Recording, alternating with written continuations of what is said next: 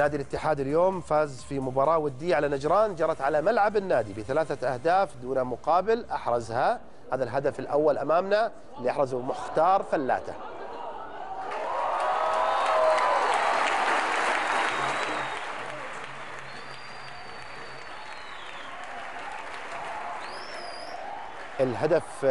الهدف الأول للاتحاد في مرمى نجران في مباراة ودية اليوم أحرز اللاعب مختار فلاتة. طبعا المباراة شهدت حضور جماهيري كبير جاء لمساندة الفريق الاتحادي. طبعا خرج مختار فلاتة مصاب في هذه المباراة، بس أكدوا لنا الأجهزة الطبية أنه لا زال الموضوع تحت تقييم. الهدف الثاني طبعا لفريق الاتحاد سجله اللاعب البرازيلي بيل.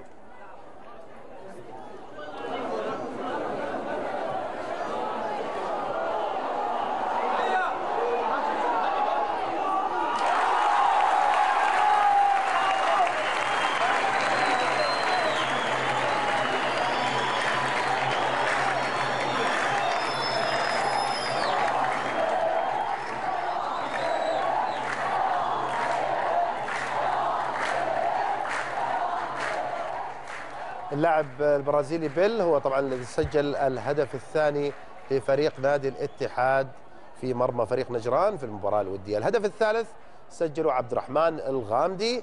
نشاهد أمامنا هدف الثالث للاتحاد.